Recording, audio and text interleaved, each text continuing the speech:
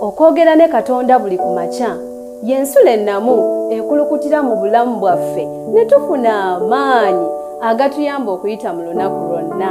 Funa amaanyi nga tonnafuluma nnyumba yo. Bassebo ne bannyabo mwasuze mutya? Mukama yebala abakuumye, Mukama yebala akeesezza obudde, Mukama yebala akyatuwadde omukka ogw'obulamu mu nnyindo zaffe. Twebaza Mukama kubanga ekiro kibeeramu ebizibu bingi, kibeera kya ntiisa, ne Mukama tumwebaza kubanga atusobozesezza okubeera nga tukeesa obudde. Tusa okusaasira kwange eri abo abataasuze bulungi, eri abo abasuze nga balina ebizibu eby'enjawulo, eri abalwadde n'eri abafiiriddwa. Mukama bagumye. Neera njagala okutuusa obubaka bwangu bw'okubagumya nga mbategeeza nti Mukama afaayo gye muli, era abamanyi n'okubaagala abaagala. Tebituuseewo okubalumya, wabula bituuseewo okubayigiriza n'okulaba mukono gwa Katonda awamu n'amaanyi ge. Enkyene ey'olwaleero tugenda kubeera n'akasimu kakaffe nga bulijjo. Nkwebaza nga kyonna genda wala okwekumira ku mukutu ogwa 3ABN TV ogubeerako obubaka essaawa 24. Nga tugenda tutandika, basawo ne bannyabo tujja kutendereza Mukama n'oluyimba oluli ku nnamba ey'ensanvu.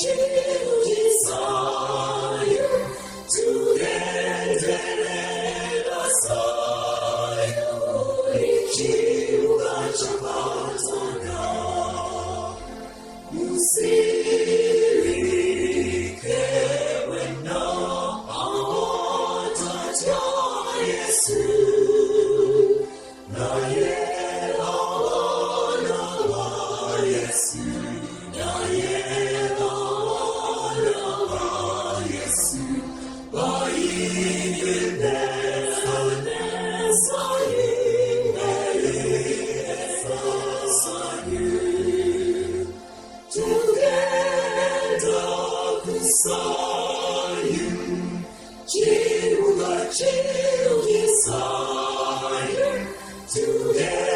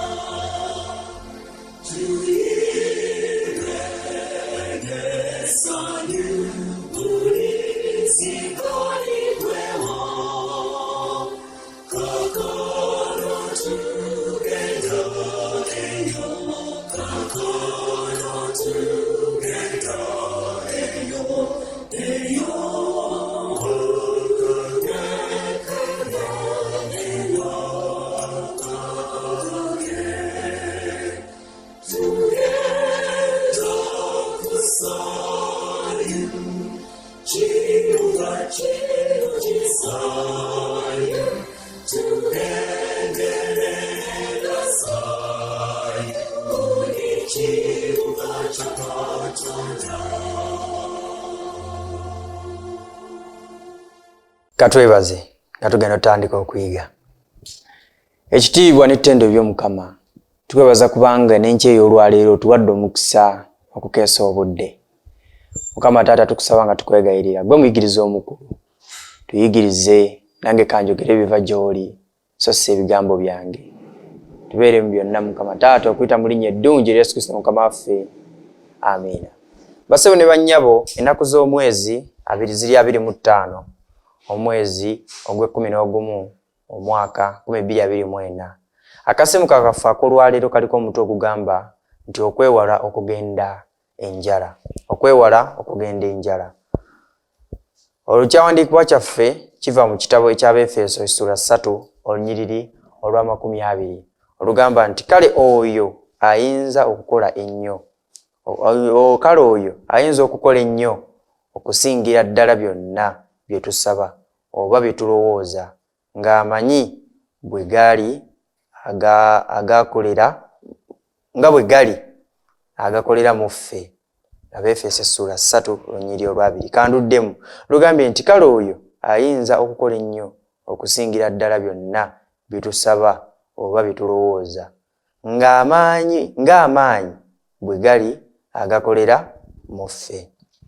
Omuwandiisi yawandiise bw'ati yagambye nti okuva nga tukyali bato ddala kitaffe yabaliriranga ku ssente ze yafunanga buli lunaku n'atulekerangako ku ezo ng'avudde okukola n'awandiikanga mu kitabo kye buli omu ezimuweereddwa. Zino za Adolfo, zino za Carlosi, zino za Pedro. Ekintu ekisooka kye twakolanga ng'abaana nga tuzuukuse taata ng'agenze okukola kwe kudduka okugenda ku mmeeza okulaba ebinusu bimeka buli omu bye bamuwadde okulya. Kino kyagenda mu maaso kumpi okumala emyaka 10 okutuusa lwe twakulira ddala naffe okusobola okwekolera ebyaffe. Bwe nagenda ku seminaariyo y'Abadiventi ey'e Madrid, enteekateeka yali nti mu kiseera eky'oluwummula nalina okugenda okutundanga ebigatto okufuna ebisale by'essomero. Omulimu tegwali mwangu era nga gukooyesa mu kiseera ekyo, so si lwa byanfuna byokka ebyali ebizibu mu ggwanga naye era n'olw'ensonyi zange eri abantu. Bwe nazuukuka ku olwo ku mulundi ogwo ogwasemberayo ddala nagenda ku mmeeza nga bulijjo ebinusu tebyaliwo wabula nasangawo empapula za ssente eziwerera ddala nga kuliko n'akapapula nga kawandiiseeko nti zino za Carlosi aleme okugenda enjala. Ensimbi ezo zonna kumpi musaala gwa mwezi mulamba ogw'omukozi mu kiseera ekyo. Oluvannyuma lw'ekyemisana mu kiseera nga nsiibula taata yambuulira ebyava ku woofiisi ey'ebitabo nga bagamba nti omulenzi oyo Carlosi mu kusoma akola bulungi naye mu njiri ey'ebitabo tagenda kusobola. Kino kyali kyakumumala mu maanyi era bw'atyo taata n'agenda. Naye mu luwummula olwo olwali olw'essanyu eringi ery'omwaka ogwa 1956 ebintu byatambula ng'enteekateeka ya Katonda bwe yali. Amiina. Ekyawandiikibwa kyaffe eky'olwaleero kigamba nti Katonda asobolera ddala okukola ebyo ebitwewuunyisa ebisinga ne bituyinza okuteebereza. Era bwe kyali ssente ze nafuna mu bitabo zansobozesa okusasula ebisale by'essomero bya mwaka mulamba oluvannyuma we lwaggweera ne ssente entereke eziwerako n'ekisinga obukulu kitange ne mmange awamu ne baganda bange era nange twategeera nti mu biseera ebizibu Katonda tatuwa binusu mu nsawo zaffe. Tugamba nti amiina. Naye ensimbi nnyingi ennyo okusinga ne ku ze tuyinza okusaba oba okutegeera. Jjukira leero nti enteekateeka za Katonda ziri waggulu nnyo okusinga ebirowoozo by'omuntu bwe bikoma. Bassebo ne bannyabo, akasimu kakaffe bwe katyo bwe katambudde ak'olunaku olwo lwaleero. Okusaka byonna bassebo ne bannyabo, njagala nsooke mbategeeze nti ffe tuli baana. Mu kubeera nga tuli baana, Mukama yatulonda. Mukama yatulonda tubeere abaana be. Karakita z'omwana ewaka ze ziriwa? Omwana buli kintu akikwatako nga talina kutya kwonna. Omwana waba wakwogera na kitaawe ne bw'abeera mu kisenge, bwe buba buno obuto kasobola okuyingira obuyingizi mu kisenge. Twale ekyokulabirako. Omwana ne bw'abeera wa mukulu, pulezidenti waffe Pulezidenti Museveni, omwana oyo mutabani we golooza asooka kukola appointment ogenda omulaba? Nedda, takola appointment, agenda bugenzi kubanga mwana. Bassebo ne bannyabo, wano tulaba kalakita ya taata yalina abaana abasatu, okwaliko Adolfo, okwaliko Carlos, nga kuliko ne Pedro. Abaana bano bombi yabalekeranga ssente oba yabalekeranga ebinusu ku mmeeza nga za kulya. Naye ekiseera kyatuuka bano abaana ne bakula. Neera yadde baakula nga bakitegedde nti tulina okunoonya ssente naffe tutandike ebyaffe, yadde nga baali bakitegedde, embeera bwe yazibuwalanga era taata ono teyavangawo. Era lumu ebisale by'essomero bwe byali bigaanye, we yakeberanga awabeeranga ebinusu ng'ebinusu tebikyaliwo, mwana wattu Mukama yamuwa omukisa. Kwolwo taata yamuteerawo binusu, yamuteerawo ssente zaali mpitirivu nnyo nga si binusu wabula yamuteerawo mpapula.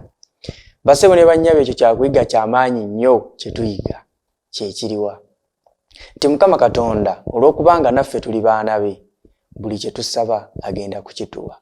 Mu biseera ebizibu Mukama tagenda kukuwa binusu, muganda wange mwannyinaza ndaba, tagenda kukuwa binusu wabula Mukama Katonda agenda kukuwa empapula.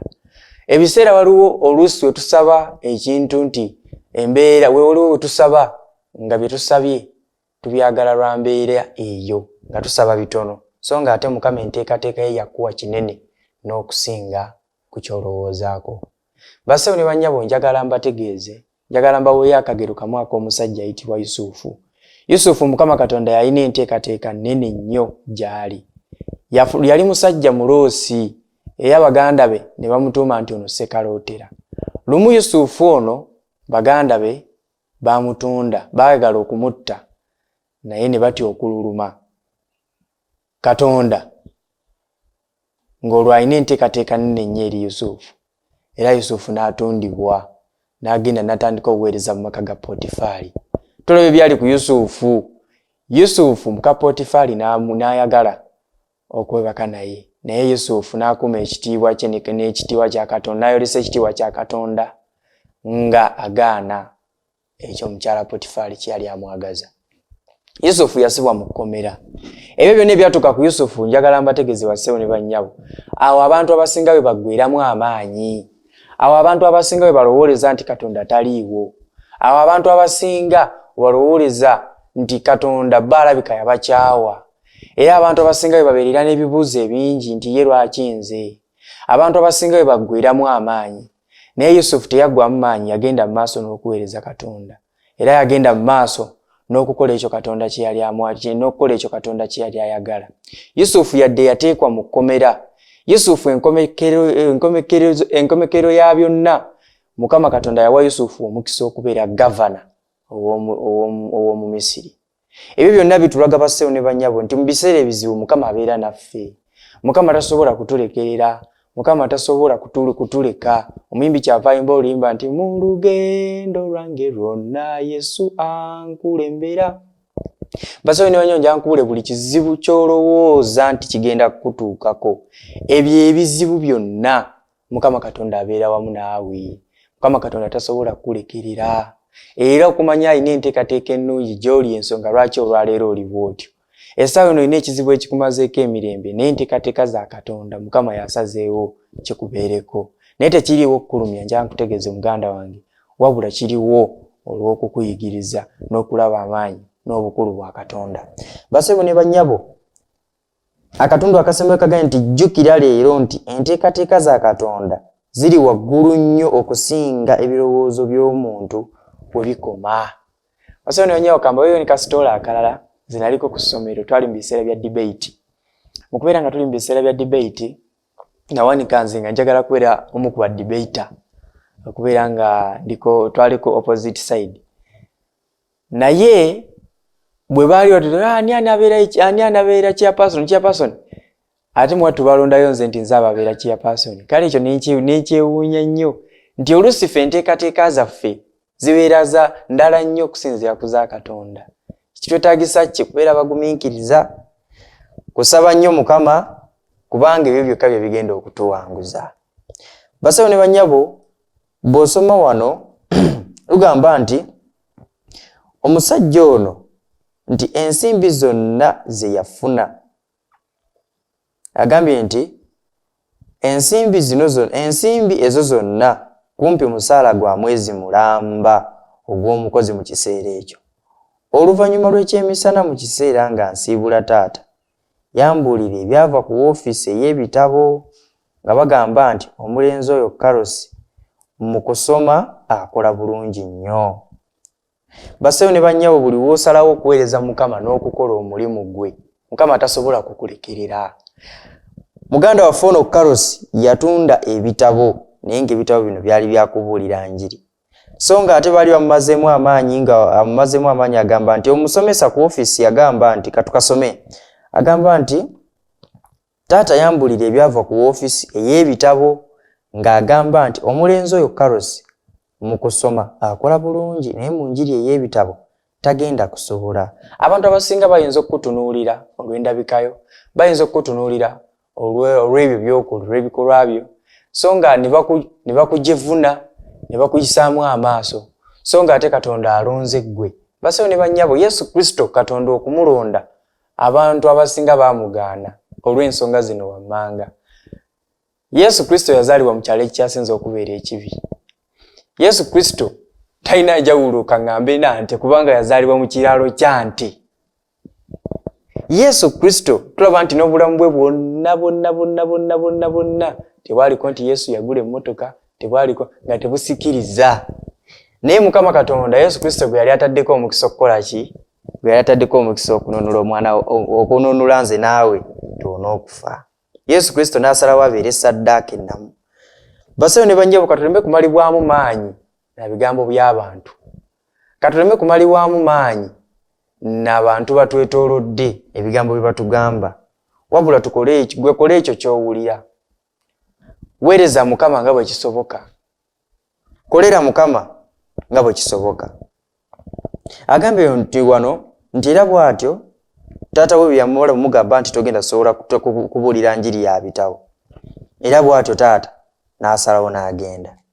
Nti naye oluvannyuma olw'ebyo olwali olw'essanyu eringi olw'omwaka ogwa 1956 ebintu byatambula ng'enteekateeka ya Katonda bwe yali. Amiina. Basebo ne bannyabo, essaawa eno osobola okuba nga oweddemu amaanyi, era osobola okuba nga onafuye, osobola okuwulira nga ne mu mutima gwo olaba nga Katonda akuleseewo. Naye kankubuulire, omusajja ono naye yaliko mu kiseera ekyo nga anakuwadde nnyo, era nga n'okunafuwa anafuwadde, anafuye. Naye bwe yamala okufuna ssente, bamaze n'okumumalamu amaanyi nti togenda sobola kubuulira njiri ya bitabo.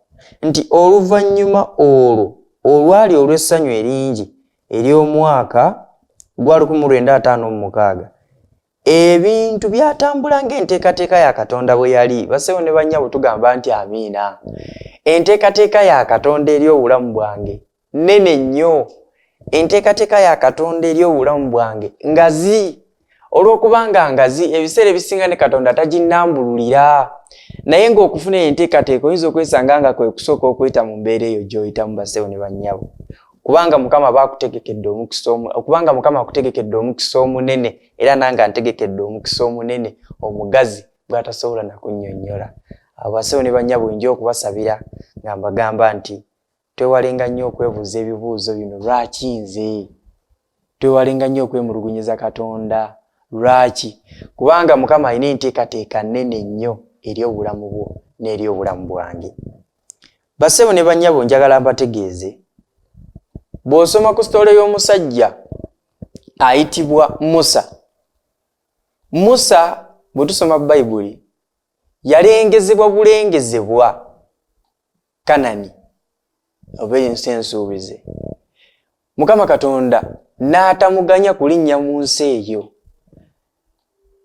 Era tulabanga Musa n'okufa yafa. Naye ekyali ekissanyu nti olw'okuba nti Katonda alina enteekateeka nnene nnyo eri obulamu bwaffe, Musa Katonda yamuwa ensi ate ekyasinza okubeera ennungi nga ensi ey'omu ggulu. Ekyo kituyigiriza ki? Kituyigiriza nti naawe olwaleero oyinza okuba ng'olina enteekateeka eyiyo ey'okubaako ky'okola, naye ate Mukama naye alina enteekateeka eyiye gy'akutegekedde muganda wange gwandaba. Enkyeni ey'olwaleero nga ogenda okufuluma okugenda mu mirimu gyo, ng'ogenda okubaako ky'okwasaganya Mukama Katonda waffe owooluganda, nja kukusaba era nga nkwegayirira nga nkugamba nti oleme okugenda enjala. Mukama Katonda akutegekedde ekisinga okubeera ekikulu, era Mukama Katonda akutegekedde olunaku lwo. Teweeraliikirira kubanga tolina kyogenda kwongera ku bulamu bwo. Totya kubanga ne bw'onaatya, okutya tekugenda kujjawo kizibu kyogenda kusanga mu kkubo. Wabula saba Mukama obeere mugumiikiriza kubanga ye akutegekedde ekirabo ekisinga okubeera ekirungi. Enteekateeka gy'akutegekeddemu, enteekateeka gy'ateeseteese gy'oli nene nnyo ate era ngazi okusinga ku ggwe gye weetegekedde. Bingi sitaani byatuleetera ebituwuggula, oluusi ne tuviira ddala ku nteekateeka ya Katonda, naye yadde tubula Mukama atukomyawo mu kisibo kye. Kkiriza akasimu k'olwaleero muganda wange mwannyinaze kakole mu bulamu bwo. Ekyandiikibwa kyabadde mu Befeso essula 3:2 olugambye nti kale oyo ayinza okukola ennyo okusingira ddala byonna bye tusaba oba bye tulowooza. Tugamba nti amiina. Ng'amaanyi bwe gali agakolera mu ffe. Naye ebigambo ebisoose bigambye nti kale oyo ayinza okukola ennyo okusingira ddala byonna bye tusaba oba bye tulowooza. Bassebo ne bannyabo, tusaba obugagga, tusaba enkulaakulana, tusaba amaka, tusaba bingi nnyo. Ne bassebo ne bannyabo nja mbategeeze, Mukama Katonda alina enteekateeka nnene era ennungi gye tuli. Mukama Katonda waffe oyo bingi byakutegekedde. Nekyosabye obanga togende nga okedde ku macyango olina ekigendererwa n'otafuna kyogenderedde, tonafuwa kubanga Mukama Katonda alina enteekateeka ennene gy'oli. Bassebo ne bannyabo, njagala nkomaawo. Nja kusaba nga nkwegayirira oleme okweraliikirira era ebizibu byonna bitunuulize Katonda. Ebyo byonna ebikumazeemu amaanyi bitunuulize Kitaawo ali mu ggulu. Tebitunuuliza muntu munno, ajja kumalamu amaanyi era ajja kuyiwayo. Naye Katonda we yekka yatagenda kuyiwayo, oyo yagenda okuwa obuwanguzi obusingako okubeera obungi. Kwagaliza omukisa gwa Katonda gubeere wamu naawe. Kwagaliza emirembe gya Katonda n'essanyu mu makaago. Nkwagaliza olunaku olulungi n'emikisa gya Mukama gibeere naawe. Katwebaze. Obulungi n'ekisa by'Omukama, okwagala n'ekisa tukwebaza Mukama olw'ebyo kubanga byetusobozesezza okubeerawo wano ku nsi. Weebale nnyo, weebalire ddala Mukama Taata kubanga otubeezezzaawo. Weebale nnyo, weebalire ddala Mukama kubanga emitego gy'omulabe Sitaani gituyisizzaamu n'emirembe n'otukuma nga tukyasomoka ogw'obulamu. Mukama Taata, ekiro ky'olwaleero waliwo abafiiriddwa obulamu bwabwe. Naye ffe totuleseewo kubanga tuli balungi. Totuleseewo kubanga ffe abasinga okuwulira, wabula otuleseewo lwa kisa kyo nakwagalako. Mukama Katonda waffe tukwebaza kubanga otubeezezzaawo otyo. Mukama Taata, tukusaba nga tukwegayirira. Sonyiira ddala obutali butuukirivu bwaffe mu kwogera, mu kukola, Mukama Taata, ne mu kulowooza. Tusobezaamu erinnya lyo, naye tukusanga tukwegayirira otusaasire otusonyiwe. Enkyeni ey'olwaleero Mukama, nteeka baganda bange ne bannyinaze abagenda okufuluma okugenda okukola. nkusaba nga nkwegayirira omukwana ajjudde ekisa n'okusaasira. Emikisa gyo basuubiza abaana bo abakwesiga, taata kagitambule wamu nabo. N'eri abo Mukama batannakkiriza kigambo kyo, kabakkirize Mukama ekigambo kyo era babatizibwe okuyingira mu linnya lya Kitaffe, mu nnyumba y'Omwana n'Omwoyo Omutukuvu. Mukama taata nkusaba nga nkwegayirira TV yaffe ya 3ABN TV giwa omukisa Mukama. Nkusaba nga nkwegayirira taata keyongere okukola omulimu gwo, tukwebaza olw'omulimu gwe bakyakozeeko. Naye Mukama tukusanga tukwegayirira oyongere obbawo amaanyi n'obuvumu bakole omulimu gwo nga bw'ogwagala. Mukama taata abalwadde bonna Mukama taata abali ku bitanda abali mu malwaliro n'abali ewaka Mukama bajjanjabe kuba ggwe omusawo omukulu. Eggwanga lyaffe lino Uganda olimanyi kuba nsi yo. Nkusaba nga nkwegayirira taata osobole okuliwa emirembe n'essanyu. Mukama taata ebyenfuna bizibu, Mukama taata n'endwadde enzibu, n'ebyobufuzi taata bifuuse bizibu, naye Mukama ebyo byonna obiraba era obimanyi. Tukimanyi nti olina enteekateeka nnene era nnungi eri obulamu bwaffe. Tukusaba nga tukwegayirira ayi Mukama otuwa enteekateeka ennungi Mukama. Enteekateeka eyo esobole otambuza obulamu bwaffe. Ate Mukama by'otuwa bireme kutuwugula kutujja Mukama kwagala kuno okutegeera, wabula bituteeketeeka olw'obwakabaka bw'obugenda okujja. Taata yongera okubeera wamu naffe. Tukusaba ebyo ebitono bye twetaaga bye bingi, bituwenga okusiima kuno okwagala kuno okusaasira okungi bwe kuli okuyita mu linnya eddungi lya Yesu Kristo Mukama waffe. Amiina. Amiina. Mukama bawe omukisa, baagaliza olunaku olulungi, mweraba. Okwogera ne Katonda buli ku makya y'ensula ennamu ekulukutira mu bulamu bwaffe ne tufuna amaanyi agatuyamba okuyita mu lunaku lwonna. Funa amaanyi nga tonnafuluma nnyumba yo.